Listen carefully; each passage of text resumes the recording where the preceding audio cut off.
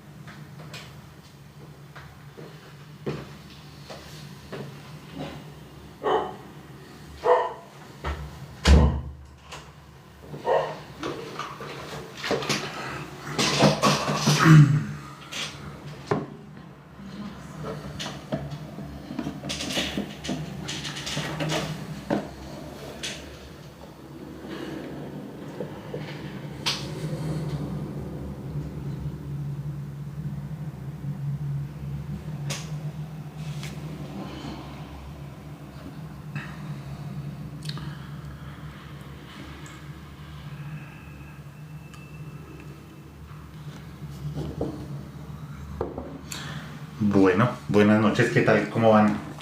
Hace algunos días habíamos hablado de hablar de la ley de la Armada de los Dos Océanos, una idea que tenía Estados Unidos para afrontar la Segunda Guerra Mundial.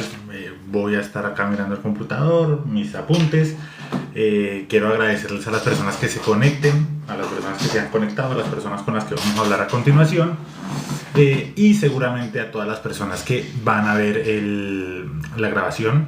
Muchas gracias por conectarse. Sé que no es un día fácil, un domingo en horario nocturno, ponernos a hablar de historia, pero que sea esta una ocasión pertinente para salir de la rutina y hablar de otros temas. Tengo pues mucha información que recopilé. La verdad, habíamos hablado de hacer un hilo en Twitter, de hacer un video, pero dije, fíjense que me voy por el en vivo, que yo creo que puede ser lo que más me gusta. Y pues nada, vamos a hablar de Estados Unidos, vamos a hablar de cómo inicia la guerra y cómo Estados Unidos se prepara para afrontar navalmente la Segunda Guerra Mundial. Porque, y aquí quiero entrar en materia y quiero que hagamos una reflexión. El 7 de diciembre de 1941 es una fecha determinante para la Segunda Guerra Mundial, y es que Japón hace su ofensiva en el Pacífico. Japón hace su ataque hacia Pearl Harbor.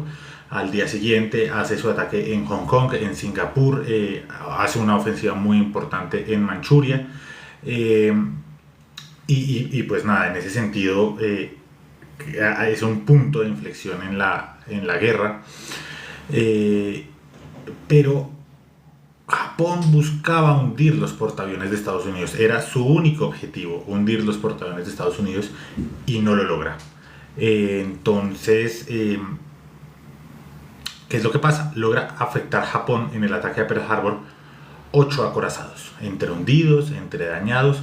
Logra hacer un daño importante y se salvan los 3 portaaviones de la flota del Pacífico de Estados Unidos. Habían más, pero digamos que los que estaban en el Pacífico eran en total 3.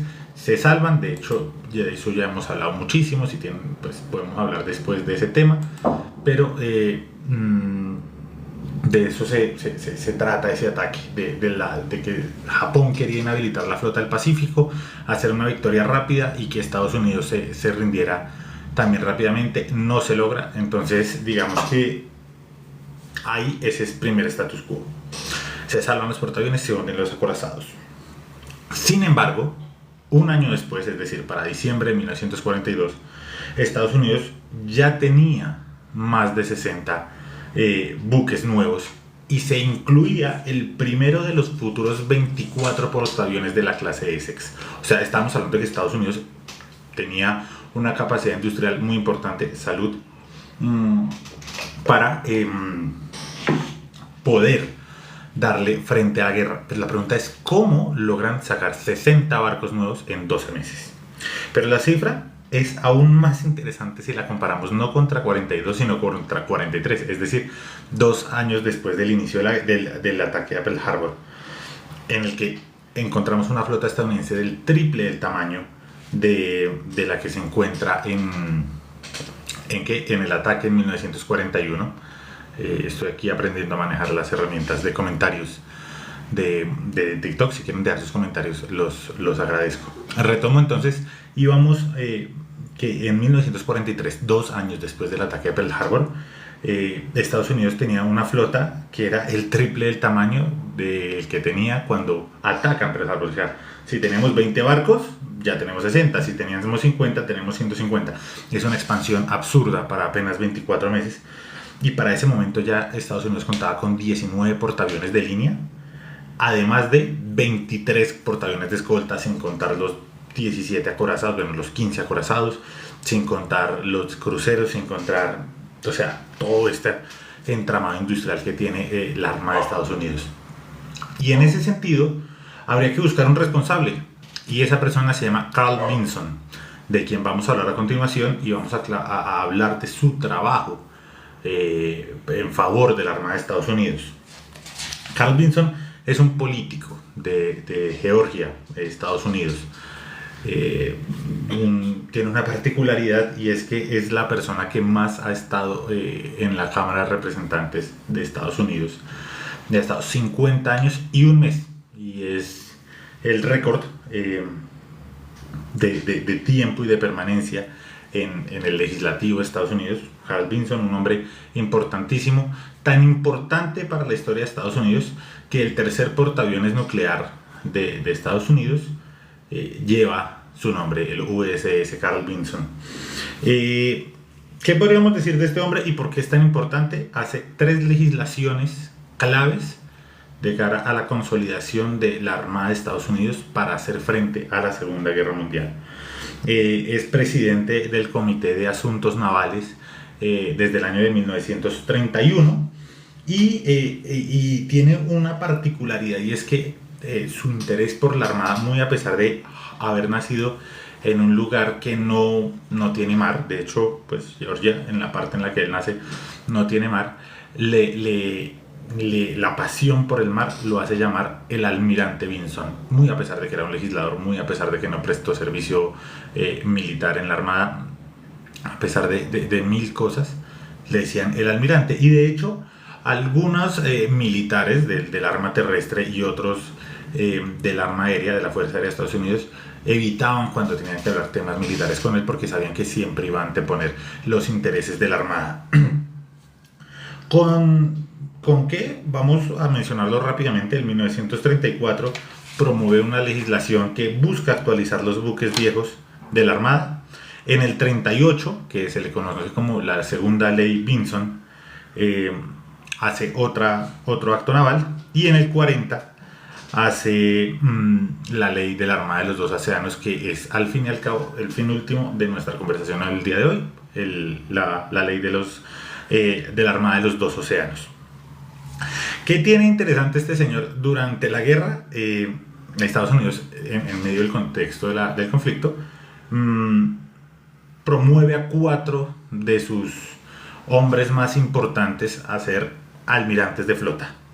Y nos fijamos en una cosa que hago énfasis porque seguramente podamos hablar de esto en otro espacio. Promueve fuertemente que William el Toro Halsey pueda ser almirante de flota, pero frena a Raymond Spruance, un par de nombres muy importantes para el desarrollo de la guerra. Halsey, un hombre muy cercano a Nimitz, que era el comandante en jefe de operaciones del Pacífico, Spurans también muy cercano a ellos dos. De hecho, tanto Nimitz como Hadley le tenían mucho aprecio, mucho respeto y tenían gran afinidad a sus ideas.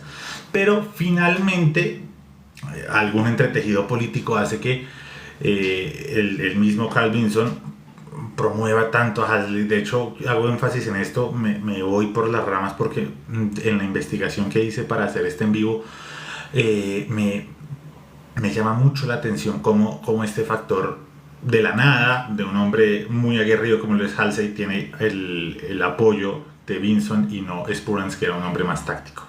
En fin, durante la Guerra Mundial promovió e incentivó la proliferación naval de Estados Unidos como la rama necesaria para que Estados Unidos ganara la guerra. Después de la Segunda Guerra Mundial, entonces se unifica el Comité de Asuntos Navales al Comité de Asuntos Militares. Su relevancia se pasa a un segundo plano, pero la cosa más importante que logra hacer Carl Vinson en estos 16 años, de 1931 a 1947, que es cuando él preside el Comité de Asuntos Navales, es que logra convencer a la Armada y al gobierno de Estados Unidos que el elemento principal, la clave o la punta de lanza del ataque de la Armada deben dejar de ser los portaaviones a pasar a ser, deben dejar de ser los acorazados a ser los portaaviones. Es un hombre que se la juega por los portaaviones, que dice hay que hacer portaaviones, necesitamos portaaviones, y esto se basa en una reflexión muy simple. Hacia el norte está Canadá, parte de la Commonwealth de Inglaterra, pues, del Reino Unido, y hacia el sur tenemos a México. Ninguno de los dos es una gran amenaza. Luego, entonces, para proyectar el poder de Estados Unidos necesitamos una gran armada, y la gran armada, el futuro de la armada es el portaaviones. Era un hombre visionario en ese sentido, lo podríamos destacar, y digamos que toda su carrera, toda su línea de construcción naval, que no es corta, ya hemos hablado de que Carl Vinson trabaja durante 16 años como el presidente del comité naval dentro del Congreso de los Estados Unidos, y determina puntos claves. Vamos a empezar por el inicio, que yo creo que es el contexto para entender los aspectos navales de la Segunda Guerra Mundial. Les quiero dar un agradecimiento a todos los que se están uniendo. Cuando yo hablo me da muchísima sed, por eso es que traje acá un termito con agua para poder refrescar la palabra. Para mí, y siendo 100% sincero, el inicio y el origen de absolutamente todos los temas y todos los aspectos navales de la Segunda Guerra Mundial son la Conferencia Naval y el Tratado Naval de Washington de 1922. Entonces, ¿qué es lo que pasa? Se acaba la Primera Guerra Mundial y todo el mundo dice, vea, si entre todas las potencias del mundo nos agarramos, nos tomamos a pleitos, esto va a salir mal. Y tan pronto acaba la Primera Guerra Mundial, entonces, ¿qué es lo que pasa? La Primera Guerra Mundial está ya más o menos de la nada. Europa estaba haciendo una especie de presión, pero no se sabía en qué momento iba a explotar. Y explota por una cosa completamente aislada, que es la muerte del duque de Francisco Fernando. Digo, aislada dentro de puntos que estaban pasando en el mundo. Arranca la Primera Guerra Mundial y todo el mundo empieza una producción masiva de armamento. Alemania, bueno, el Imperio Alemán, Francia, el Imperio Ruso, el Reino Unido, el Imperio Otomano, la Triple Alianza, el Triple Entente. Todo el mundo empieza una gran proliferación de armas. Y en el momento menos pensado se acaba la guerra con el Tratado de Versalles. De hecho, hay muchas personas que defienden la tesis de que cuando se firma el Tratado de Versalles, Alemania iba a firmar una tregua o una armonización de la guerra para la continuación. Y de la nada terminan derrotados políticamente en el Tratado de Versalles. Eso no quiere decir que las potencias hayan frenado su producción armamentista. Hay muchas potencias que seguían con una gran producción armamentista, entre esas, por ejemplo, Japón. Japón tenía el plan de una armada de 8 acorazados y 8 cruceros de batalla, un total de 16 buques de primera línea. Era una monstruosidad para ese momento, para el país insular de Oriente. Y Estados Unidos dice, bueno, yo le puedo hacer frente a Japón, pero esta espiral de construcción de armas lo único que va a terminar es construyendo o consolidando el ambiente para otra guerra mundial. Estados Unidos llama a todos los aliados de ese momento, a todos los que hayan ganado o perdido la guerra, y le da cita el 12 de diciembre de 1921 en Washington a, obviamente, Estados Unidos como local, Japón, Francia, el Reino Unido, Italia, Bélgica, China, Portugal, Holanda, estos últimos dos, Portugal y Holanda, como acompañantes para decir, vamos a frenar la producción de barcos porque o si no, no vamos para ningún lado. Alemania no asiste porque tenía la restricción de no producción de armas por Versalles, y la Unión Soviética tampoco asiste porque muchos países todavía no le daban un reconocimiento mundial. Entonces, lo que busca Estados Unidos en el Tratado Naval de Washington, que es la base para entender la guerra mundial naval, especialmente la Segunda Guerra Mundial, es: vamos a limitar la cantidad de acorazados. Estamos construyendo mucho y esto lo único que nos va a hacer es explotar. Entre más armas tengamos, esto más fácil se nos va a volver para que se nos vuelva otra guerra mundial. Entonces, los británicos aceptan las condiciones. El problema es que Japón no las acepta tan fácil, porque a Japón le están ofreciendo el 60% de lo que tenga Estados Unidos o Inglaterra en fuerza naval. Entonces le dicen, si Estados Unidos puede tener 10 acorazados, Japón puede tener 6. La meta era que Estados Unidos tuviera 15. Luego entonces Japón solamente podía tener, creo que era 12 o 11. Esto terminó muy mal para Japón. Digamos que quienes negociaron ese acuerdo por parte de Japón terminaron relegados en la historia naval japonesa. Terminaron muy mal, sinceramente. Pero se logró llegar a una compensación del 70%, y eso fue lo que se acordó. Aún así, los japoneses lo sintieron como una ofensa porque pues, ellos querían manejar todo el Pacífico. No obstante, pues Inglaterra tenía colonias en todo el mundo, Estados Unidos tenía que proteger 2 mares. Francia, en ese momento, su poder colonial se centraba en Europa, pues, o sea, Francia estaba en Europa y su poder colonial se centraba en África y la Indochina francesa, una colonia ya relativamente pequeña. Lo mismo para Italia. Entonces, digamos que la tensión era los angloparlantes, Inglaterra y Estados Unidos y Japón. Inglaterra hizo una propuesta bastante particular, que era eliminar los submarinos, cosa que Francia dijo que no, entonces absolutamente se negó, y se lograron llegar a 3 o 4 puntos claves que determinan el futuro naval del mundo para la década de los 1920 y 1930. El primero, un acorazado no podía superar los 35.000 toneladas de desplazamiento. Punto. No podían. Así simple. Segundo, los portaaviones no podían superar las 27.000 toneladas de desplazamiento. Punto. Para este caso específico, yo les hago la aclaración: 35.000 toneladas de desplazamiento se miden con el principio de Arquímedes. Usted mete un objeto al agua y que no desplace más de 35.000 toneladas. Una cosa, digamos que para los ingenieros navales es fácil de medir, tal vez para nosotros los humanos mortales no tan fácil. Agradezco a todos los que se están conectando, nuevamente los saludo. Estamos hablando sobre la ley de la Armada de los Dos Océanos, cómo es que Estados Unidos logra hacer esta proliferación naval tan grande, y estamos hablando en este momento en el contexto que es el Acuerdo Naval de Washington, que estamos hablando que tiene 4 puntos claves. Ya dijimos los 2 primeros: acorazados de más de 35.000 toneladas de desplazamiento no podían haber, portaaviones de hasta máximo 27.000 toneladas de desplazamiento, los cruceros no podían superar las 10.000 toneladas y tendrán un armamento de hasta 8 pulgadas para los cañones más grandes, y habrían unas vacaciones navales. Nadie iba a hacer más barcos hasta 1931, excepto Francia e Italia, que podrían empezar en 1937. 27. Entonces, este gran acuerdo, además, obliga a los países a frenar las construcciones de sus barcos. Por ejemplo, en Japón estaba el acorazado Mutsu, que para muchos de ustedes lo saben, es por mucho mi favorito. Los japoneses terminan casi suplicando en la negociación que el Mutsu tenía que salir, porque para construirlo necesitaban que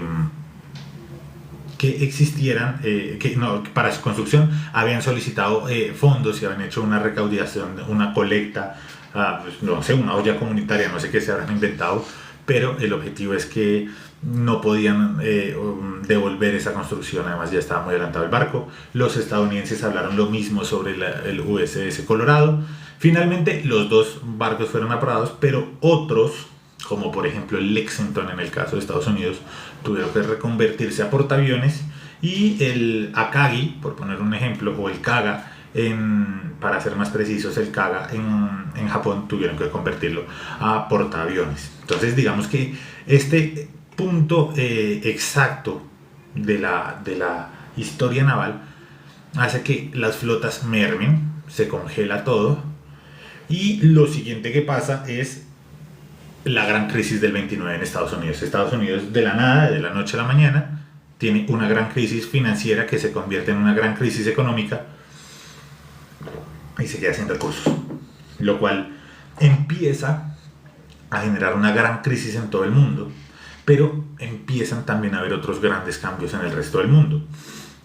4 años más tarde, por ejemplo en 1933, Adolf Hitler toma poder en Alemania. Durante la década de los 40, de los 30, qué pena, de 1930 a 1940, se aviva completamente el poder comunista, no solamente en la Unión Soviética, sino en todo el mundo. Luego entonces la Unión Soviética empieza a tener un reconocimiento y una preponderancia mundial. A inicio de esa década, Japón invade Manchuria en China y la península de Corea. Italia y Francia empiezan a tener un roce naval tan pronto se acaban las vacaciones navales. Unos construyen los Richelieu, el otro propone el Littorio, el otro propone el Jean Bart. Empieza otra vez a calentarse el caldero de cara a un nuevo viento de guerra, y en ese proceso es donde aparece nuevamente Carl Vinson con su acto naval, o la ley naval de 1934, que la hace con un señor de apellido Trammell, que era senador por el estado de la Florida. Y entonces él dice, vea, mire, Estados Unidos vino de una crisis. En 1929 la pasamos muy mal, 1930 la pasamos muy mal, 1931 la pasamos muy mal, todavía la estamos pasando muy mal, pero la Armada no se puede quedar quieta. No se puede quedar quieta la Armada porque ya llevamos 12 años de quietud de Armada, entonces hay que proliferar esta situación. Está incluido en el estilo de vida americano en ese momento el New Deal, el acuerdo de Franklin Delano Roosevelt para sacar adelante la economía estadounidense. Pero este hombre es muy importante porque Franklin Delano Roosevelt durante la Primera Guerra Mundial fue exsecretario, o fue mejor, el secretario de la Marina. Y es un hombre que le empieza a coger mucho cariño al tema militar, y por eso es que cuando le llega a sus manos una ley que dice, hombre, le vamos a dar $1 billón a la Armada, él le dice, ok, y vamos a sacar $250 millones de recursos del fondo de emergencias. Entonces hay una persona desde el Congreso de Estados Unidos que está propiciando el aumento de la Armada, y otro desde el legislativo, el presidente de Estados Unidos, diciéndole, está bien, me gustan estas resoluciones, y lo empieza a proliferar. Dentro de las cosas que hizo Roosevelt cuando fue secretario durante la Primera Guerra Mundial es que creó el grupo de reservas, la Marina de Reserva, que es una cosa muy importante. Fue un acérrimo defensor de los submarinos, y en términos generales entendió la necesidad de entender la entrada a Europa dependiendo el norte, es decir, la ruta del Atlántico Norte, como la ruta del Atlántico Ecuatorial, entonces entendiendo desde el terreno de Canadá hacia los países bálticos y Gran Bretaña, y desde el Caribe, desde el Océano Atlántico del Caribe hacia, llamémoslo, España o África. Cosa importante que va a tener una repercusión, ahí uno empieza a tener conexión de puntos. Cuando Estados Unidos busca invadir Casablanca y Normandía, Casablanca en África y Normandía en Europa. Es un claro ejemplo de cómo Roosevelt tenía apropiado los temas navales. Pero bueno, retomando, el acto naval de 1934 busca construir 32 barcos de guerra dentro del marco del Acuerdo Naval de Washington. Eso es clave. Y esos 32 barcos los van a construir en los próximos 3 años. Bien, es clave entender que el acto naval de 1934 hace parte de ese complejo contexto para que Estados Unidos haya logrado esa gran proliferación naval. Aparte de eso, propone construir 102 barcos en los próximos 8 años, es decir, de 1934 a 1942, año en el que ya Estados Unidos estaría en guerra. ¿Y esto cómo se permite o por qué pasa? Pues porque el mayor rival, que era Japón, el mayor rival de Estados Unidos era Japón,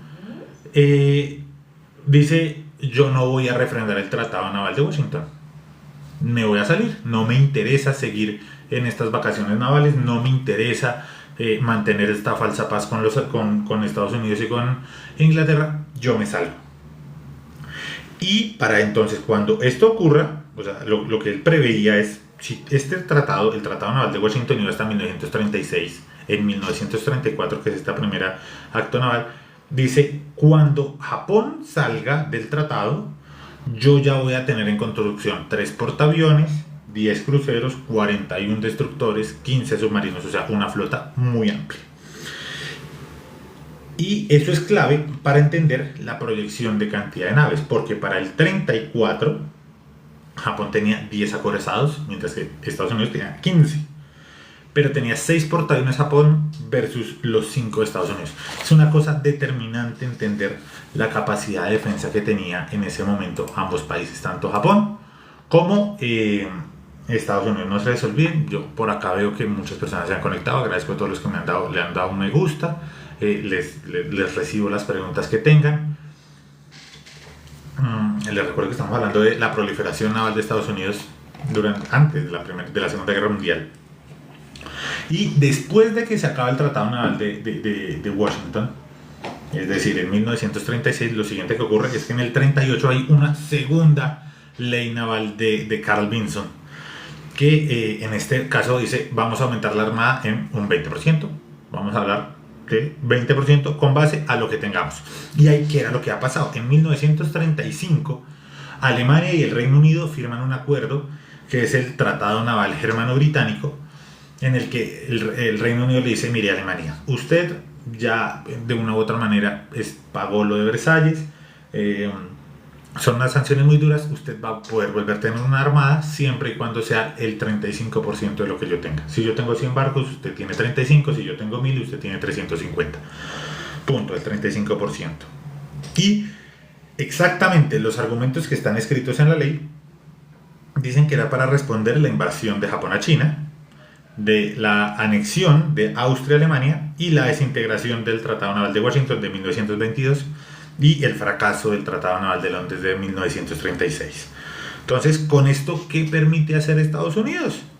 De entrada, 105.000 toneladas para acorazados, que se convierten en 3 clase Iowa, 40.000 toneladas para portaaviones, que se convierte en el Hornet, 68.700 toneladas para cruceros, que se convierte en el Cleveland y en el Atalanta, 38.000 toneladas para destructores y 12.000 toneladas para submarinos. Digamos que hasta ahí un contexto bastante generoso para Estados Unidos, y nos obliga a hacer una reflexión, y es que tenía la Armada de Estados Unidos justo antes del inicio de la Guerra Mundial. Y es que para finales del 38, inicios del 39, Estados Unidos tenía 2 portaaviones de la clase Lexington, un portaaviones Ranger, 2 portaaviones Yorktown y el Wasp, sumados 140.000 toneladas. Aparte de eso, tenía 15 acorazados, no eran pocos.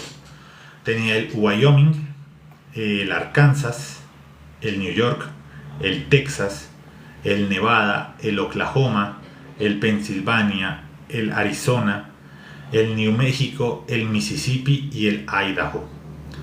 Todo esto junto al Tennessee, el California, el Colorado y el Maryland.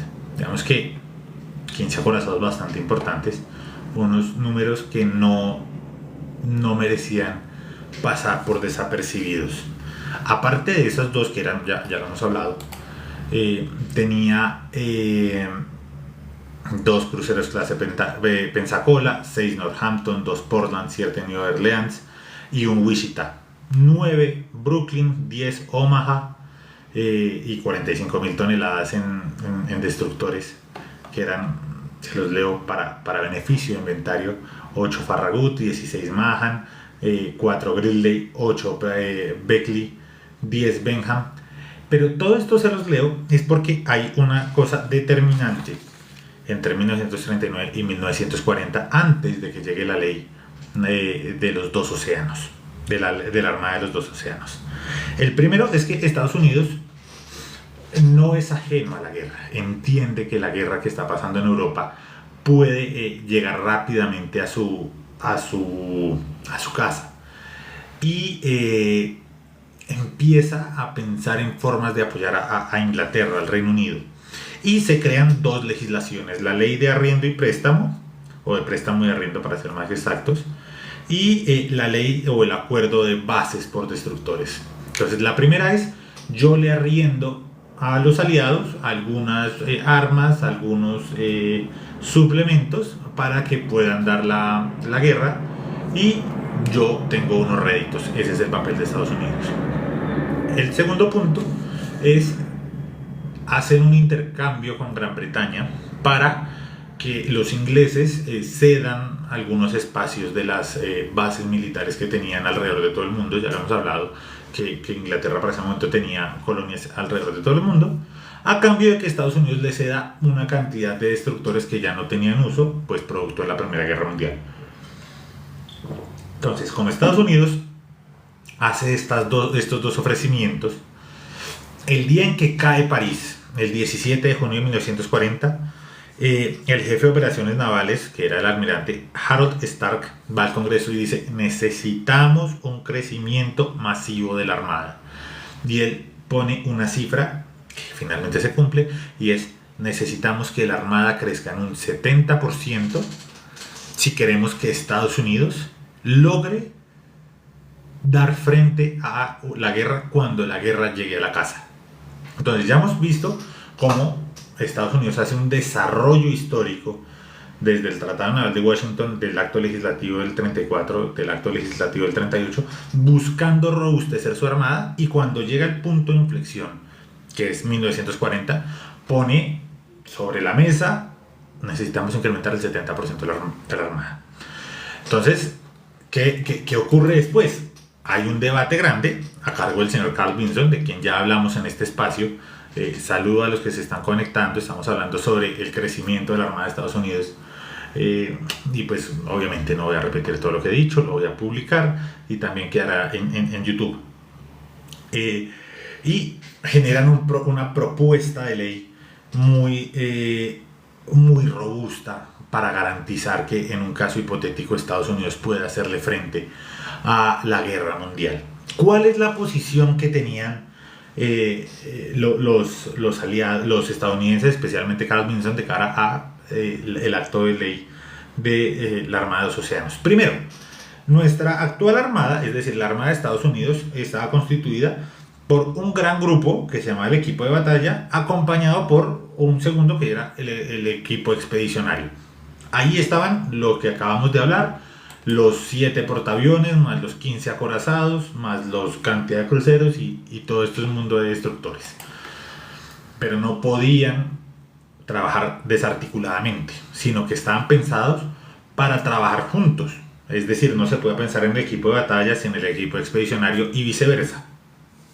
Entonces, lo que dice es: hay que pensar en que la Armada de Estados Unidos está suspendida sobre un punto muy débil, que es el Canal de Panamá. Es decir, si el Canal de Panamá cae, ya sea por un ataque alemán, italiano o japonés, en el lugar donde se encuentre la flota es en donde va a estar. Si por alguna extraña razón la flota estaba en Nueva York, todo el Pacífico iba a estar supeditado a la derrota. Entonces, eso es lo primero que ofrecen: necesitamos una armada que pueda defender los dos océanos. Y ese es, en fin, el nombre de la ley y el nombre el tema en cuestión que estamos conversando el día de hoy. Lo segundo que dicen es: nuestros enemigos están lejos. Japón está a 12.000 kilómetros y Alemania está a 6.000 kilómetros. Necesitamos que los buques logren proyectar lo que necesitamos llevar hasta allá. Bien, entonces ya se sabía y ya hemos hablado que estábamos entendiendo la posición geográfica de Estados Unidos. Necesitan proteger, no depender del canal de Panamá, no ven enemigos en el norte, no ven enemigos en el sur, necesitan proyectar hacia los extremos. Los portaaviones venían siendo desde hace un par de años el futuro de la Armada. Entonces Estados Unidos en este acto legislativo lo primero que dice es: vamos a hacer 8 portaaviones de la clase Essex. Para preparar este en vivo vi varios conversatorios en el que llegaron a la conclusión de que el Essex era el mejor portaaviones de la Segunda Guerra Mundial. Hacían una estadística: 9 de cada 10, haciendo el comparatorio con alguna crema dental por ahí, 9 de cada 10 historiadores lo recomiendan. Entonces mandan a hacer 8 portaaviones. Aparte de eso, incrementan el pedido de los acorazados clase Iowa. Ya se habían pedido 3, se solicitan 2 más. Le da puerta a los acorazados clase Montana para que se construyan 5. Se abre la posibilidad de la construcción de los cruceros grandes, los Lash Cruiser, que la verdad me ha costado mucho traducir esta expresión. Crucero grande, pues un crucero por su naturaleza es grande. Para construir 6. Se aumentan los Baltimore en 4, los Cleveland en 3, los Atlanta en 4. 115 destructores, 100 Fletcher, 13 Klebs y 2 Benson, 43 submarinos clase Gato, 15.000, ojo con ese número, 15.000, es que no es un número cualquiera, 15.000 aviones. Para darle respuesta a los 8 clase Essex se necesitaban 800, o sea, 14.200 aviones para entrenamiento, para perfeccionamiento táctico, para tenerlos en tierra. Esta ley lo que ofrece es un robustecimiento muy importante para la Armada de Estados Unidos. Nuevamente saludo a todos los que se están conectando. Estamos hablando sobre cómo Estados Unidos preparó su Armada para la Guerra Mundial. Esto también incluye que hay la conversión de barcos civiles para que se incorporen a la Armada hasta llegar hasta las 100.000 toneladas. 50 millones de dólares para el mejoramiento de los buques de patrulla, para la escolta y otros buques. 150 millones de dólares para el equipamiento de cosas esenciales, como por ejemplo pueden ser medicinas, uniformes, botas, armamentos y otras necesidades. 65 millones de dólares para la manufactura y municiones y 35 millones de dólares para la expansión de los puertos que estaban habilitados en 1940. Estados Unidos se tomó muy en serio que Alemania podía pasar la Blitzkrieg, la guerra relámpago, de la tierra al mar. Ellos creían que Alemania podía tener varios planes secretos para poder afrontar la guerra en alta mar. Ya sabían el poder que tenían los acorazados clase Bismarck, ya sabían qué tan lejos podían llegar los marinos alemanes, porque tenían el ejemplo en la batalla del Río de la Plata, y Estados Unidos entendió qué tanto podía llegar a generar daño Alemania para los temas navales, y también veía cómo Japón estaba convirtiendo, sin el hecho de qué, sin el hecho, es que acaba de llegar una pregunta, ya le respondo Renzo sobre por qué no se construyeron portaaviones en Alemania. Estados Unidos entendió cómo es que Alemania hizo esa expansión tan grande. Nunca había un rival en Italia porque la Armada italiana no tenía la tecnología para combatir a la Armada estadounidense, y entendió que Japón era su verdadero enemigo. La construcción de esto que les acabo de decir, de la materialización textual para que esto se convierta en una ley, tardó un mes. El 17 de junio el almirante Stark llega al Congreso y dice: necesitamos más. Y el 19 de julio, un mes después, un mes y 2 días, el Congreso en pleno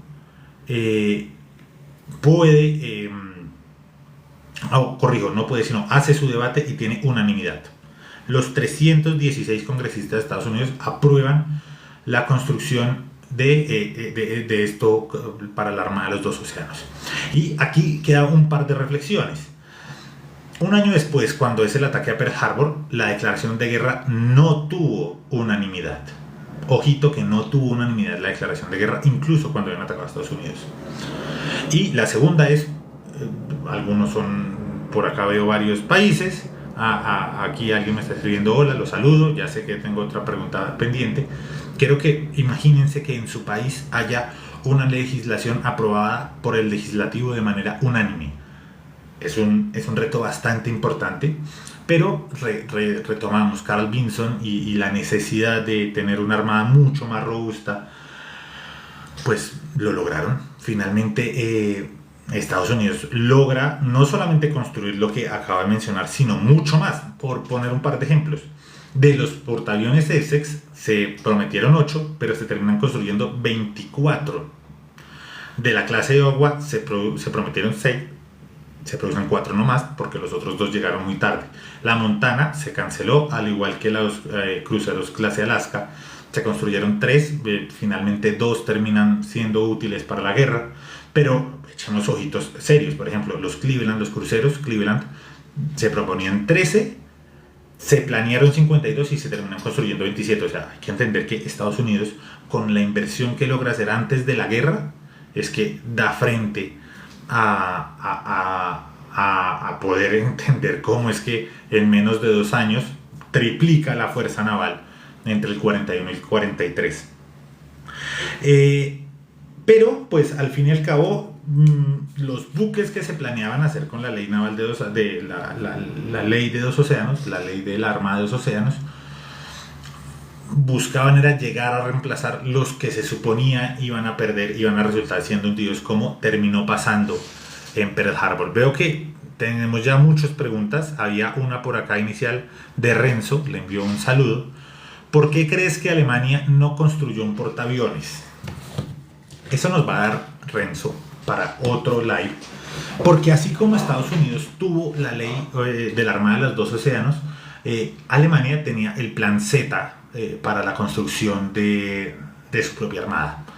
Hitler había designado al almirante Raeder a cargo de la Kriegsmarine, la Marina de Guerra, y Raeder propuso el plan Z, que tenía contemplado 3 portaaviones de la clase Graf Zeppelin. El Graf Zeppelin, ¿qué es lo que pasa? Vuelve y juega y retomo de por qué es tan importante el Tratado Naval de Washington. Todos los países tenían sus astilleros, todos estaban haciendo su construcción, todos estaban encarnizados ahí dándole a los barcos, y de la noche a la mañana no hay más barcos. Se cierran todas las producciones de barcos. Y las vuelven a abrir a los 12 años. Muchos de los ingenieros habían muerto, se habían jubilado, ya no trabajaban en temas navales, y hay eso se llama actualmente el know-how, pero es un conocimiento, un inmaterial que vale oro, y eso perdió Alemania. El Graf Zeppelin, el líder de su clase, estaba pensado para las 35.000 o 45.000 toneladas, no lo recuerdo en este momento, pero terminan buscando un buque tan robusto, tan armado, tan blindado, que en el momento en el que lo meten al agua no flota. Eso es lo que le pasó a la clase Graf Zeppelin. Mientras lo perfeccionaban, la guerra se volvió mucho más pesada y los recursos tenían que ser estratégicamente distribuidos. Los gastos en cañones para dispararle a los soviéticos, o creó un portaaviones que al fin y al cabo Alemania no lo necesitaba tan fuerte, porque ya tenía invadida todo el norte de Francia, y desde el norte de Francia podía bombardear Inglaterra. Entonces, digamos que a mi juicio es un error táctico de Hitler. Yo creo que vamos a hablar de eso en el próximo en vivo, que podría ser en 8 o 15 días. Pero eso es una gran pregunta. Por aquí veo otra de Reminder. ¿Verdad que Estados Unidos tiene una armada naval más fuerte después de Estados Unidos? Digamos que el tema de las armadas en el mundo se puede medir por su desplazamiento, es decir, por el poder que puede proyectar cada uno de sus barcos. En ese sentido, lo que pasa es que lo que les he hablado en los últimos minutos, o sea, Estados Unidos pasó de tener una armada de 100 barcos a una de 450 barcos en 2 años. Mientras que él lo construía, Japón, Inglaterra, Italia, Francia, Alemania, la Unión Soviética se desgastaban en una guerra. Entonces él llega con barcos nuevos, Estados Unidos llega con barcos nuevos a un conflicto que lleva ya un par de años de desarrollo. Y pues así es muy fácil quedar también como el líder mundial de una armada muy grande. ¿Qué opinas de la guerra en el Asia-Pacífico? Eso nos da para un envío muy grande, muy largo.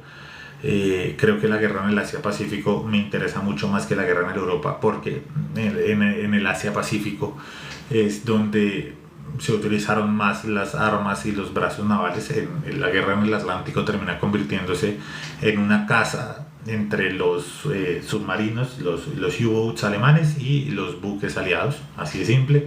Y el Mediterráneo, los italianos no dieron la talla, sinceramente.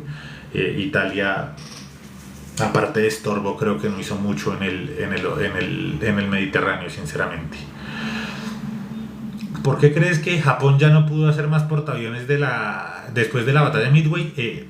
No, sí hizo varios. De hecho, aprovechando la velocidad del internet, la clase, se me olvida el nombre, los Akagi tal vez. No, pero hay una clase, los Ubuki, creo que sí son. Fubuki, no, esos son los destructores. Se me olvida la clase de portaaviones. Porque ¿qué? Porque después de Midway hace muchos portaaviones. Por ejemplo, el Taiho es uno de esos, considerado el mejor portaaviones de la Segunda Guerra Mundial por su proyección de lo que significaba la robustez de ese buque. Mire, es la clase Unryu, para ser más exacto, Ferdinand. Tenían planeado 21 clase Unryu, creo que si la memoria no me falla. El Unryu, Amagi, Katsuragi, Kasagi, Aso y Koma, y de ahí para abajo ni siquiera les alcanzaron a poner nombre. De a 65 aviones, y eran bastante interesantes, muy grandes. Pudieron haber hecho algo de esos portaaviones, pero llegaron muy tarde. Se basaban en la clase Soryu, que los hundieron en Midway al Soryu y a su gemelo el Hiryu. Digamos que los nombres en japonés son bastante difíciles para aprender, y por eso es que los estoy buscando acá.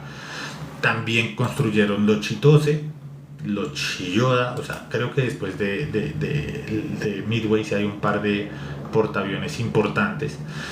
Pero es cierto que a usted le hundan 4 portaaviones de la noche a la mañana, nunca nadie se lo esperaba.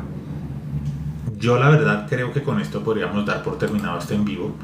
Les agradezco a todas las personas que se conectaron. Lo voy a dejar en YouTube, y seguramente se puede dejarlo acá en Instagram, en TikTok lo dejaré en Instagram también. Y la verdad que muchas gracias a todos los que se conectaron. Feliz noche, y creo que, atendiendo a lo que hablamos hace un momento, el siguiente en vivo va a ser sobre el plan Z de la Armada Alemana, o de lo que pudo haber sido la Kriegsmarine durante la Segunda Guerra Mundial. Así que feliz noche para todos y chao.